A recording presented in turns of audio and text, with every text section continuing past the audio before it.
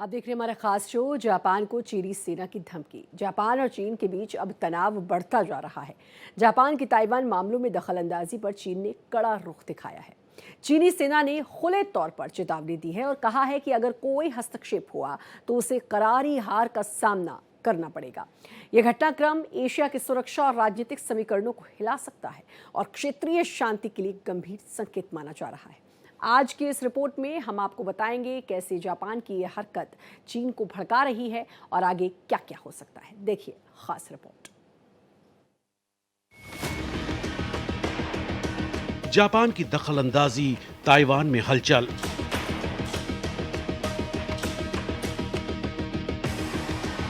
चीनी सेना ने दी चेतावनी, करारी हार की धमकी।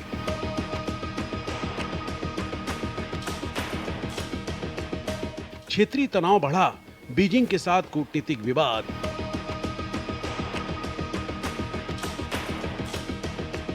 ताइवान पर नजरें, एशिया में हलचल।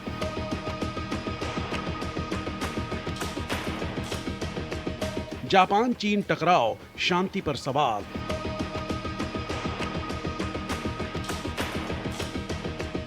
खुली चेतावनी, गंभीर संकेत।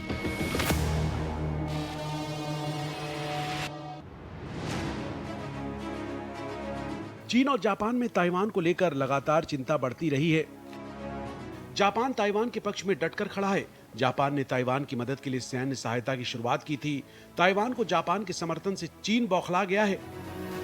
ऐसे में चीन के रक्षा मंत्रालय ने कहा कि अगर जापान ताइवान में हस्तक्षेप करने के लिए बल प्रयोग करने की कोशिश करता है तो उसे चीनी सेना से करारी हार का सामना करना पड़ेगा।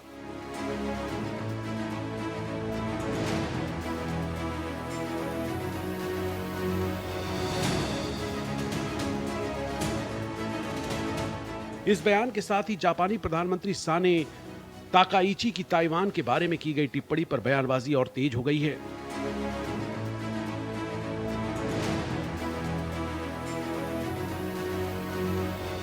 हाल ही में जापान में बीजिंग के राजदूत को तलब कर ताकाइची के बारे में एक शीर्ष चीनी राजनयिक की ऑनलाइन पोस्ट का विरोध जताया गया।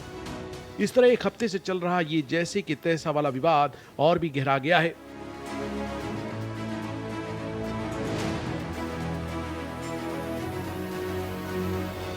ताकाइची ने पिछले हफ्ते संसद में यह टिप्पणी करके बीजिंग के साथ कूटनीतिक विवाद को जन्म दिया था कि ताइवान पर चीनी हमला अस्तित्व के लिए खतरा बन सकता है और टोक्यो की ओर से सैन्य प्रतिक्रिया शुरू हो सकती है।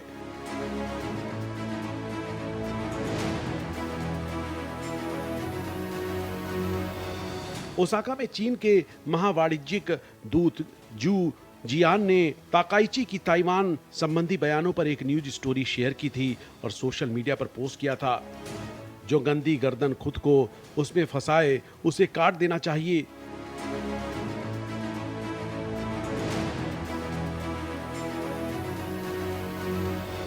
लेकिन विवाद बढ़ने पर उन्होंने इसे डिलीट कर दिया था।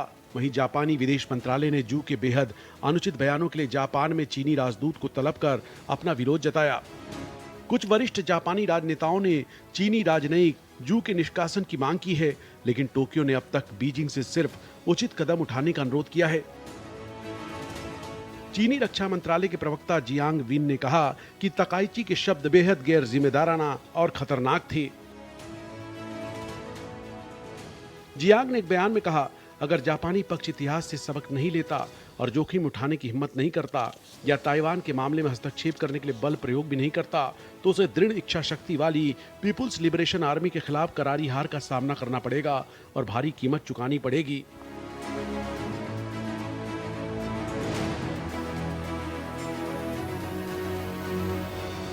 इस बीच चीनी विदेश मंत्रालय ने ताकाइची की टिप्पणी पर कड़ा विरोध दर्ज कराने के लिए चीन में जापान के राजदूत को तलब किया। 2 साल से ज्यादा समय में यह पहली बार था जब बीजिंग ने किसी जापानी राजदूत को तलब किया।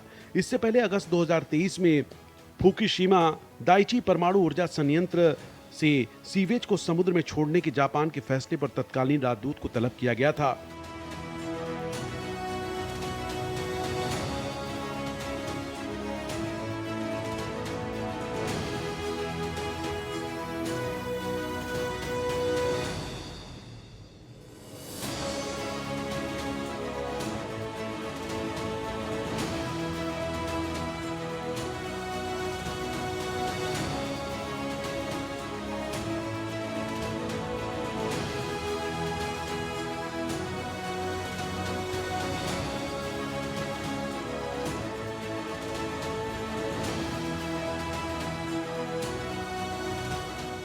बता दें, जब इतिहास खुद को दोहराने की राह पर हो तो चेतावनी केवल शब्दों तक सीमित नहीं रहती, वो खतरनाक हो सकती है।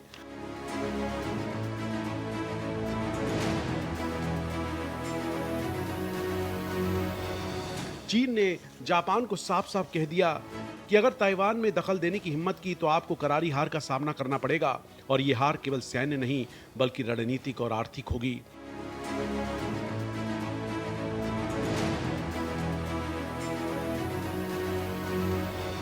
ये बयान चीन की पीपुल्स लिबरेशन आर्मी की करार इच्छा शक्ति को दिखाता है और जापान के साथ उसकी सीमाओं और इरादों का बहुस्तरीय टकराव सामने लाता है। ये बयान जापान की नई सुरक्षा नीति और उसके रणनीतिक दृष्टिकोण का संकेत है, खासकर उस परिदृश्य में जहां ताइवान के मुद्दे में सैन्य दखल की बात हो रही है। Bureau report, Bharat express.